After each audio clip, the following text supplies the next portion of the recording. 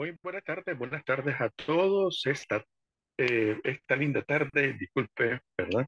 Eh, Queremos dar gracias al Creador por la oportunidad que nos da de estar en este su programa Date Uno, un programa para la comunidad Beneinoa y también algunos amigos que nos escuchen al respecto. Buenas tardes también. Le queremos dar gracias a la radio, ¿verdad? Queremos dar gracias a la radio, la cual nos permite dirigirnos a una audiencia muy amplia, de tal manera de que agradecemos a su coordinador, al administrador, la cual nos permite llevar siempre este mensaje.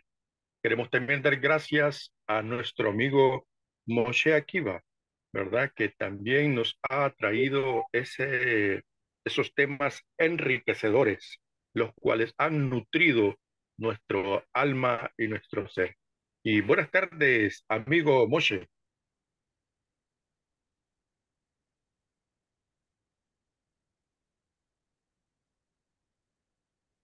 Al parecer nuestro amigo no está, ¿verdad? Bueno, pero no importa, el tiempo está transcurriendo y el tema al cual nuestro amigo, ha venido llevando a cabo ha sido un tema muy importante, a tal grado que lo ha venido desarrollando y tomando temas exclusivamente para nuestros amigos Benignoa. Y el tema porque se ha estado desarrollando es el tema de la idolatría, lo cual pues esperaremos que se conecte dentro de un poco para que podamos nosotros escuchar una pequeña remembranza de lo que nuestro amigo ha venido desarrollando al respecto. Entendemos que la diversidad de formas y muchas pueden existir, muchas de ellas podemos darnos por enterado que una de las maneras más difíciles o, como decir, eh, interesantes que otras personas en la antigüedad recurrían para adorar a sus ídolos o a sus dioses como tal. Y una historia nos, nos daba de que una ocasión iba un hombre con su camello y que llevaba a una persona eh, encima del camello y que de pronto este le preguntó, ¿y usted para dónde va? Bueno, señor, sí, le dice, yo voy para donde eh, a adorar a tal ídolo. Entonces, este le dijo, ah, ok, está bien. Entonces, dice que en ese momento él eh, habló con sí mismo, ¿verdad? Y dijo, bueno, hoy lo voy a humillar ese Dios de este hombre. Hoy voy a humillar a este hombre y a ese Dios de este hombre. Entonces, las maneras más extrañas, el relato cuenta de que fue tan extraña la manera de que este hombre vino y todo aquel que llegaba a adorar a ese Dios tenía que beberse un brebaje. Y ese brebaje, este hombre eh, lo tomaba y muchos de los que llegaban, dice, venían y hacían sobre ese ídolo toda, tiraban todas sus heces a tal grado de que se venían en como que ese slipsir o ese brebaje que ellos tomaban, les hacía que saliese todo de su cuerpo, expulsara. Y el ídolo o las personas que estaban allí siguiendo a ese ídolo, ¿verdad? Dice que todos ellos estaban viendo cómo adoraba al ídolo. Sin embargo, cuando este hombre y el camello llegó e hizo eso, se tragó el elipsis y expulsó todo. Dice que a continuación fue tan horroroso lo que ocurrió. Sin embargo, para aquellos hombres que estaban sirviendo a su Dios, perdón, dice que se extrañaron y dijeron, wow, qué manera más sorprendente la que usted ha adorado a nuestro Dios. Entonces, las maneras más extrañas, y hay muchas maneras extrañas de cómo muchas personas adoran a otros dioses, hablando del tema de la idolatría. Pero bueno, esa es una pequeña, no reflexión, sino una pequeña historia de una de las tantas, una de las tantas que pueden existir de cómo se adora a ese Dios. Lamentablemente existen muchas, hoy en día existen muchas, hasta los días de hoy, y son tan extrañas, son tan fuera de sí, no están muy lejos de la Torá, obviamente, ¿verdad? No tienen fundamento, no tienen asidero, no tienen una base, no tienen sólido. Están ellos sobre arenas movedizas, pero podemos entender de que la luz, obvio, no les ha nacido ni les ha venido, ni tampoco, pues, ellos pueden tener la luz.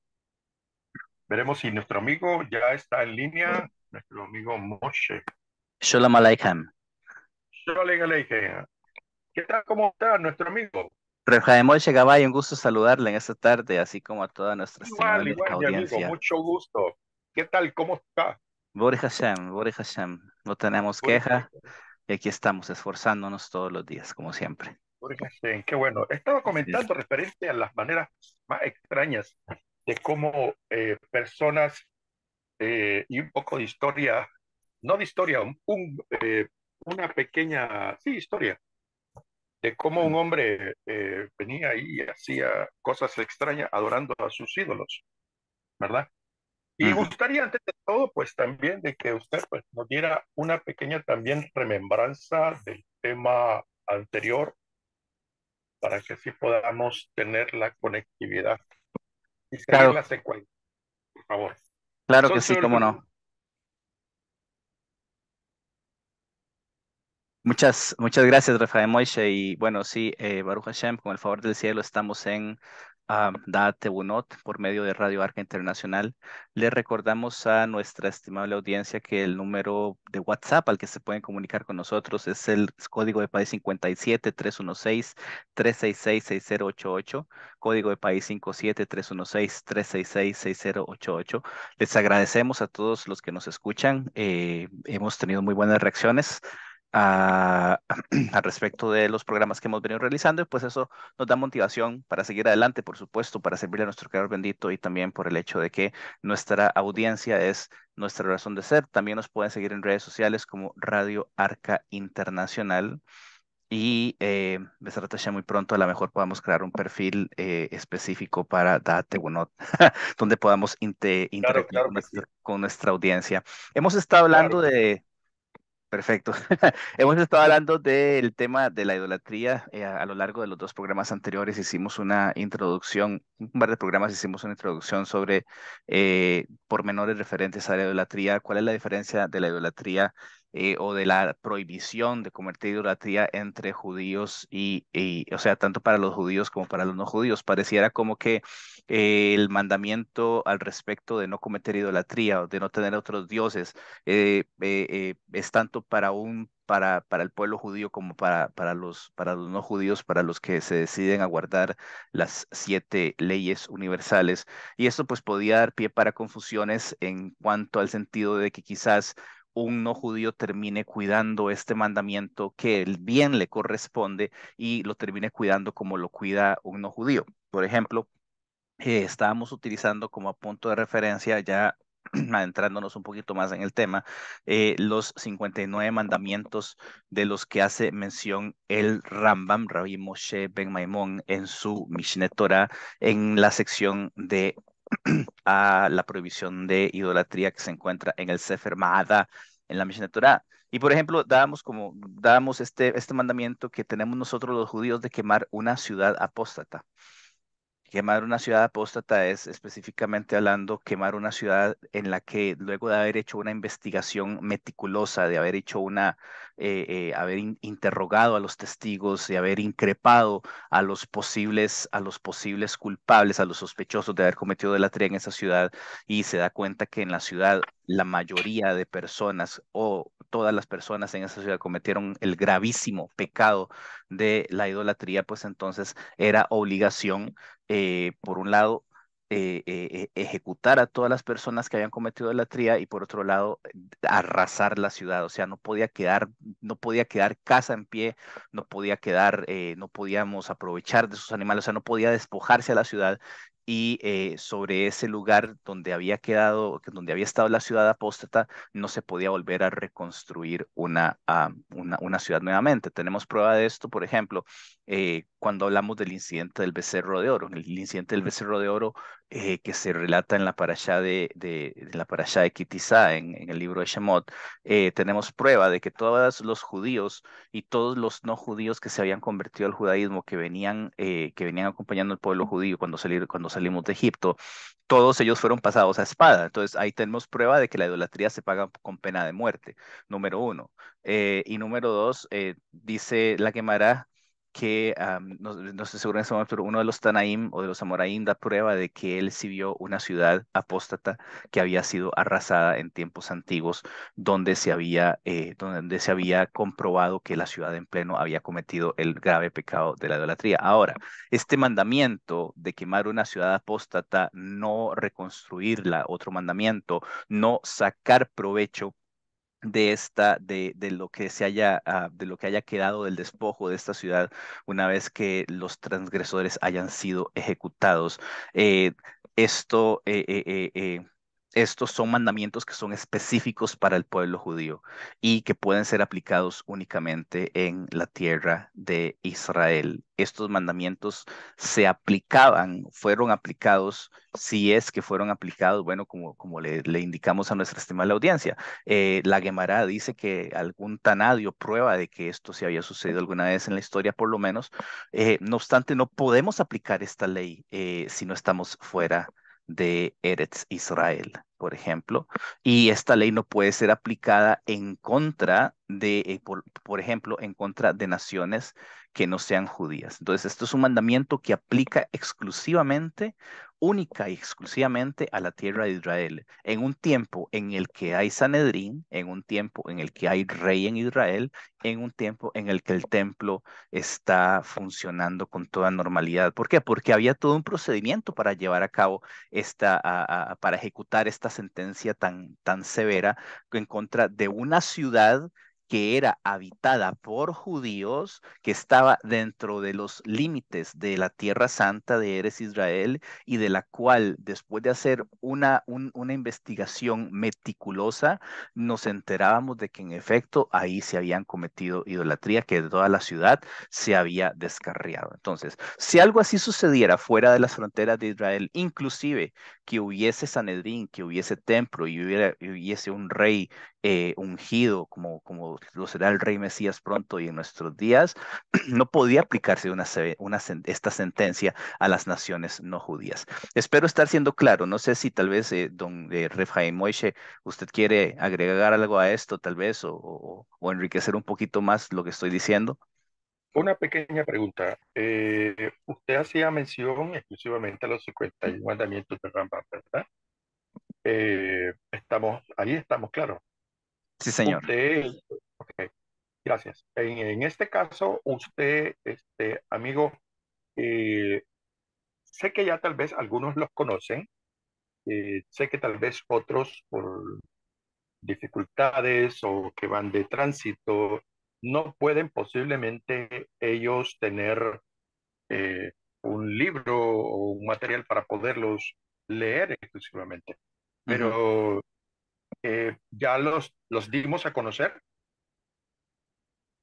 Vamos por el número 10, de hecho, 10, Ok, 11 y 12, es porque yo los voy leyendo según la lista. ok. El propósito del programa anterior y de este y de los que nos hagan falta para abarcar todo este tema es simplemente hacer una armonía y ver las diferencias en cómo nosotros judíos cumplimos la prohibición de no idolatrar y cómo los seguidores o los practicantes de las 7 leyes universales deberían cumplir ellos con su mandamiento de no idolatrar.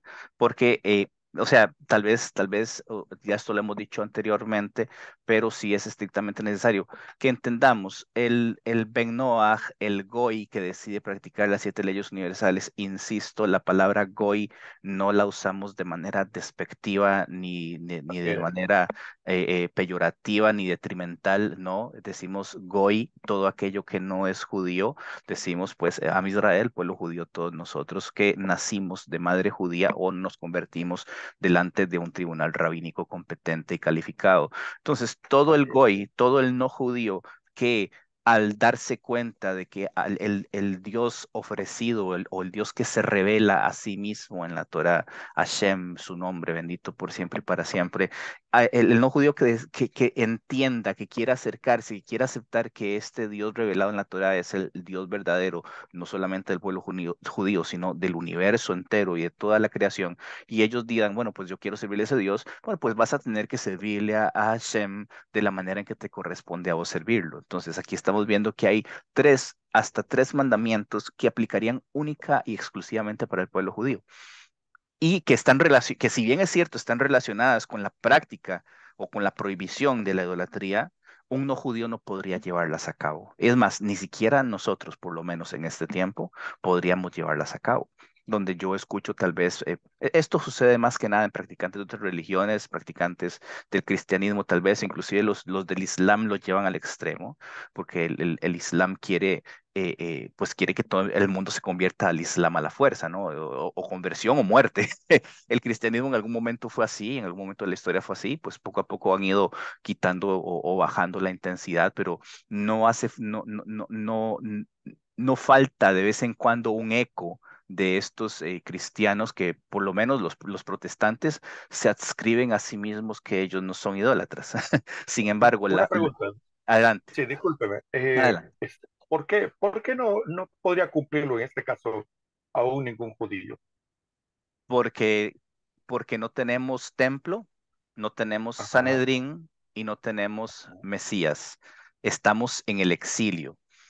Entonces, Sí. este Duda. mandamiento de destruir una ciudad idólatra aplica únicamente dentro de las fronteras de Eres Israel. En su momento aplicó únicamente dentro de las fronteras de Eres Israel. Cuando estábamos conquistando la tierra de Canaán, habían 7 naciones cananeas a las cuales no podíamos perdonar. Y entonces ahí nos dice el Kenaní, el Hibí, el Yebusí, etcétera, ¿no? Ahí nos hace, esta lista se repite como un estribillo a lo largo de toda la Torah, de todo el Humash. Estas 7 naciones tenían que ser arrasadas, no podíamos ofrecerles la paz, no podíamos ofrecerles la conversión, como si pasó en el caso de los Netinim, o Ujú. según dicen otros, en el caso de los Gibeonitas, que ellos usaron un ardid, se disfrazaron, se hicieron pasar por esclavos que venían huyendo de amos cananeos, se presentaron delante de Yoshua bin Nun, y entonces ahí pasó lo que pasó. Yoshua bin Nun aceptó la conversión total de ellos. Esta conversión es criticada por los sabios en algún momento porque los Netinim se convirtieron por conveniencia y las conversiones por conveniencia son cuestionables. Si bien es cierto, no son aceptadas, en el caso de que sucedan, son cuestionables. O sea, estos son dos términos, lejatjila. Lejatjila quiere decir de antemano no aceptamos las conversiones por conveniencia. ¿Qué es esto? Por ejemplo, los sabios explican, en los tiempos del Mesías, cuando finalmente el Mesías se revele, se acabe el exilio, se reconstruya el templo y empiece a funcionar el Sanedrín, las conversiones van a quedar hasta ahí, no se van a hacer más conversiones. ¿Por qué? Porque siendo que Israel va a tomar, el pueblo judío va a tomar su lugar como cabeza de las naciones, entonces todas las personas de las 70 naciones que se quieran convertir, la única razón por la que podemos asumir que esto sucede es que ellos quieren adoptar el estatus de judíos por la conveniencia que esto significaría. Entonces los sabios dicen, no van a haber más conversiones en los tiempos de la era mesiánica, porque todas esas conversiones se podría asumir de antemano que son por conveniencia. Entonces volvemos al caso de los Netinim. Ujú, Los Netinim se convierten al judaísmo por una cuestión de conveniencia, Yehoshua Bin no los acepta, pero entonces aquí, para seguir con el hilo de la conversación de lo que estamos hablando, las 7 naciones cananeas que debían ser destruidas, las destruimos por sus rebeliones, por sus pecados. Es más, si bien es cierto, la Torá expresa como que las huestes del pueblo de Israel iban y peleaban contra estas 7 naciones, en realidad nosotros no hicimos nada. Nosotros simplemente hacíamos acto de presencia y Hashem mandaba la avispa, Hashem mandaba la plaga, Hashem mandaba el terremoto, el temblor, la tormenta, lo que fuera, inclusive mandaba confusión haciendo que ellos se acabaran entre sí mismos, o sea, que se destruyeran entre sí sin que mediáramos nosotros como objeto activo de esto. Y eso está bien explicado por los sabios en el Midrash. Evidentemente hay detractores del pueblo judío que dicen, ¿cómo es que un Dios de misericordia? Pues eso es otra cosa, o sea, no cuestionamos los designios divinos. No obstante, habían otras naciones en lo que era Eretz Kenán antes, durante el tiempo de la conquista, las cuales no era obligación destruir, o sea, no había un mandamiento de acabar con ellas. Hashem les perdonó, o sea, y prácticamente lo que se hacía era que les ofrecíamos la paz. La paz implicaba que se hicieran vasallos del pueblo judío, del rey o del rey que estuviera funcionando en ese momento, o del Sanedrín que llevara las riendas en ese momento, que se convirtieran o que vivieran como Ger Toshab, o sea, como extranjeros ujú, que no se habían convertido al judaísmo, sino que vivían de acuerdo a las 7 leyes universales. Pero esto sucedía únicamente dentro de las fronteras de Eretz Israel.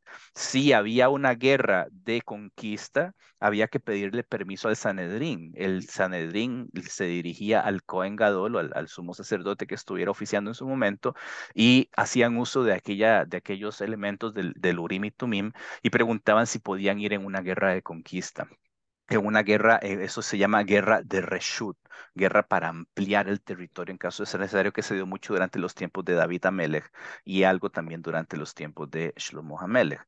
Pero la guerra de Mitzvah específicamente era en contra de estas 7 naciones cananeas. Entonces, la pregunta es, ¿por qué no podemos cumplir con el mandamiento de destruir ciudades apóstatas hoy día? Precisamente porque no tenemos estas figuras que nos hacen falta. Mesías, templo, Sanedrín y que se acabe el galuto, que se acabe el exilio. Ahora, cuando hablamos de Mesías, tenemos que remontarnos un poquito al futuro, digamos, esperemos Besrat Hashem, al futuro cercano, donde la gente, donde el mundo, la humanidad en pleno, van a reconocer la autoridad divina de Hashem como Dios único, van a reconocer la autoridad de su Mesías como rey de Israel y por lo tanto autoridad máxima en el mundo. Y ya ahí las cosas van a cambiar en cuanto a esto. ¿Por qué? Porque hay una profecía que dice, y la nación que no cumpla ¿con qué? Con mandar emisarios, con mandar delegados a la festividad de Sukkot año a año, se va a quedar sin lluvia.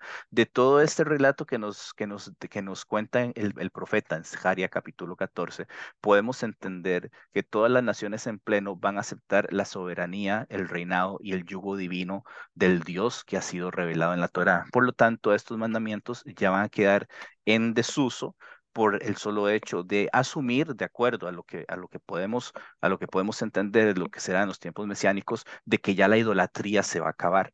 Entonces, este era un mandamiento, estos mandamientos de los que estamos hablando, estos tres, se supeditaban única y exclusivamente a la tierra de Israel en tiempo en el que todos estemos en la tierra, en tiempo en el que haya Sanedrín, templo y rey en Israel. Por ejemplo, en estos tiempos sería prácticamente imposible cumplir este mandamiento.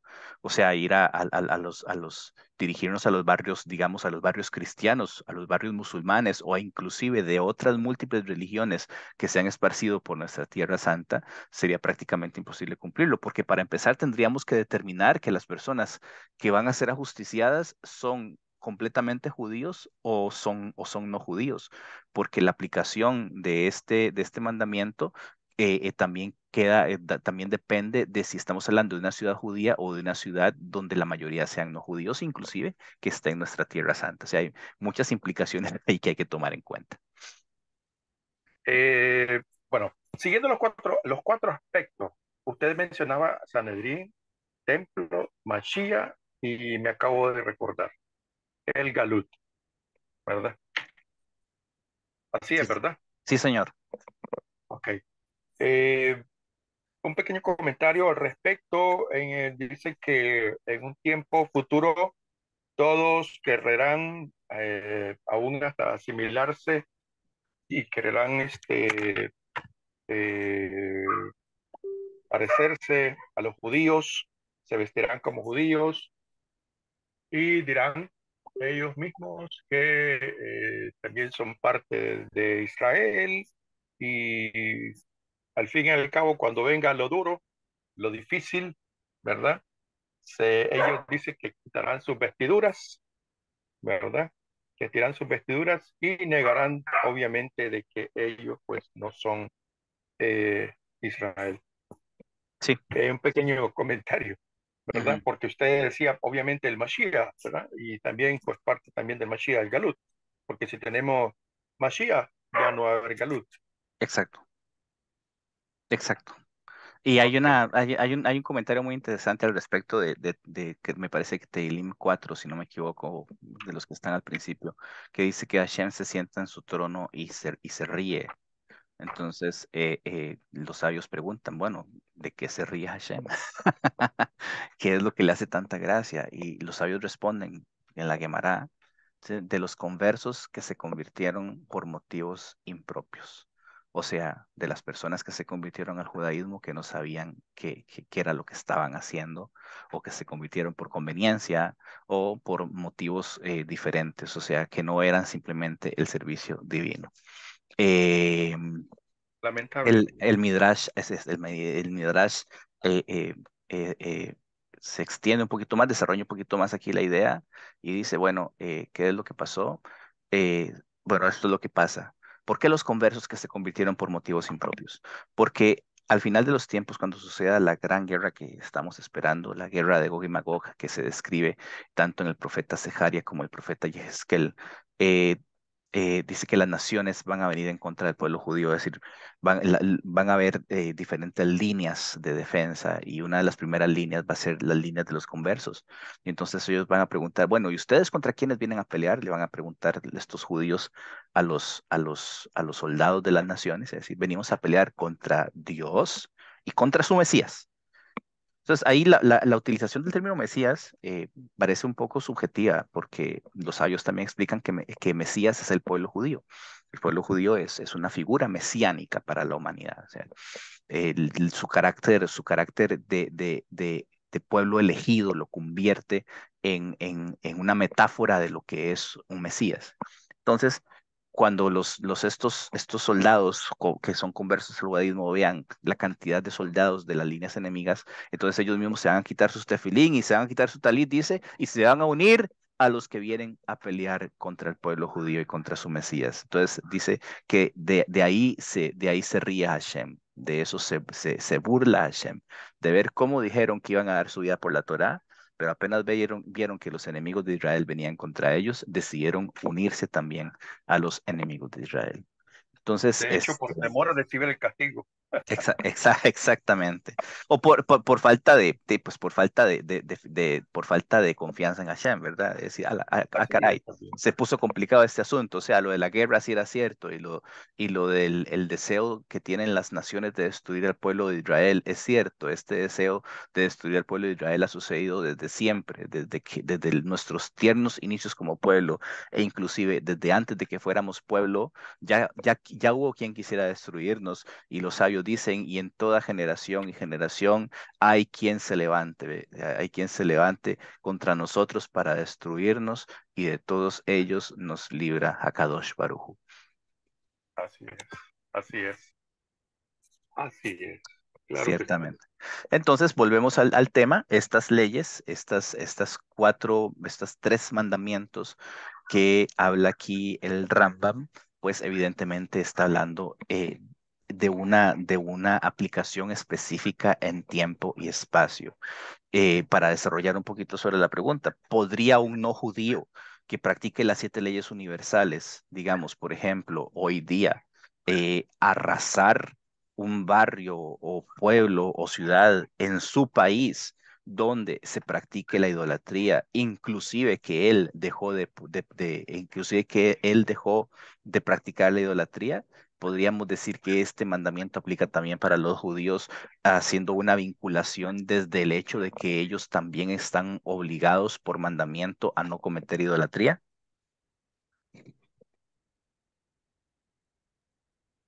Qué interesante,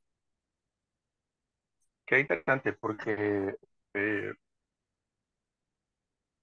¿qué podría decirle? Es estrictamente por eso yo he insistido desde que Me empezamos ha con hecho pensar, este, me ha hecho pensar, ¿verdad? Me ha hecho pensar porque, sí, sí, claro, y es cierto. Creo que todos pensamos en este momento y es importante. O sea, claro, nosotros venimos y con esa actitud vamos a romperle y vamos a quemar y vamos a destruir y vamos a matar y no vamos a dejar a nadie vivo, ¿sí? Literal, como exactamente, dice, ¿verdad? Entonces, exactamente. eso no supiera, pero sí, honestamente. A ver, yo en lo personal, ¿qué haría? ¿Qué Va- haría? Vamos a decir que la respuesta es no. O sea, definitivamente Claro. no hay jurisprudencia, no hay en este momento, o sea, si no la hubo en los tiempos en los que Israel se mantenía dentro de sus fronteras, en las que el pueblo judío se mantenía dentro de sus fronteras, no existió mandamiento tal. O sea, si cualquier persona de entre las 70 naciones quería alejarse de quería practicar la prohibición de la idolatría y que quería alejarse del mundo idolátrico, lo que tenía que hacer era venirse a vivir a Eres Israel. No tenía él que tomar ningún tipo de medida. De hecho, mencionábamos en el programa anterior, en el Talmud, en Brajot 8, está prohibido, de hecho, que un pueblo que no sea el pueblo judío, qué sé yo, le suceda este fenómeno de que tenga una serie de patriarcas, que estos patriarcas decidan la fe en Hashem, que estos patriarcas o estos fundadores de este pueblo, quienes quiera que sean estos notables, decidan una religión igual o parecida a la Torá en algún aspecto, y que ellos se arroguen también una condición de pueblo elegido, como sucede con ciertas sectas cristianas hoy día y como sucede con un ejemplo como el de los samaritanos. Los samaritanos Ujú, inventaron su propia Torá, los samaritanos inventaron su propia lección, o los kutim, que se dice en la Gemara, inventaron su propia condición de elegidos, y ellos decían, nosotros somos el pueblo elegido.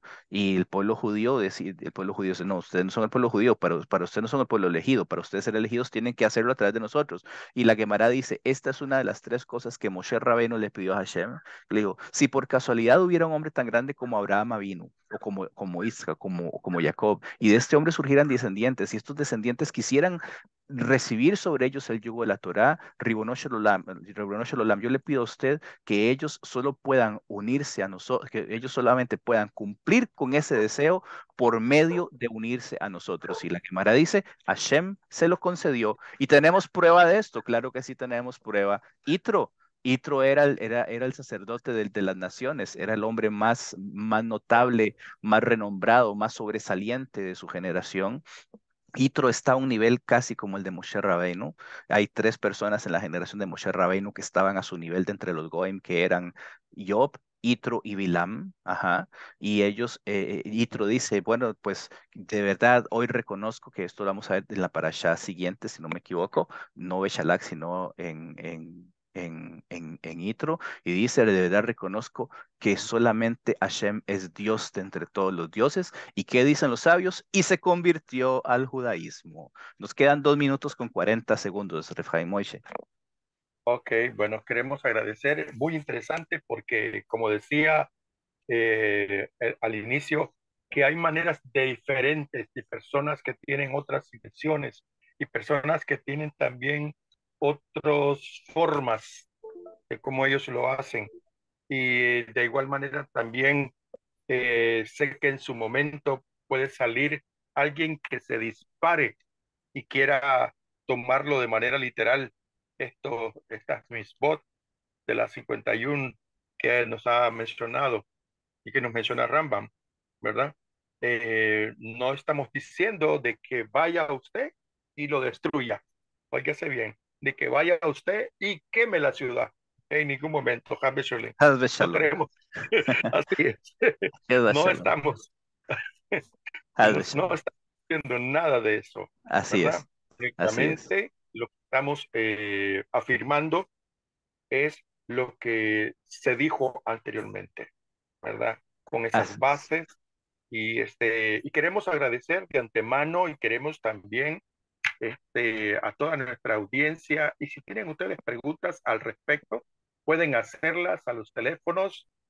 Nos brinda, por favor, el teléfono, amigo Mochi, por Claro que favor. sí, cómo no, con todo gusto. Radio Arca Internacional, WhatsApp, código de país 57-316-366-6088, código de país 57-316-366-6088. Y pues bueno, nos vamos despidiendo. Su servidor Moshakia Ben Abraham, desde Ciudad Colonia, Y, Cantón de Mora, provincia de San José, y República de Costa Rica. Y no se les olvide, Date Bunot se transmite los martes y los jueves. así es, 5 señor. horas de Colombia, 4 horas de Centroamérica. Reb Chaim Así es. Moshe. Muchas gracias a todos y tengan muy buenas tardes. Mucho gusto. Shalom Aleichem, éxitos en todo. Un Yo le abrazo. agradezco. Hasta la próxima.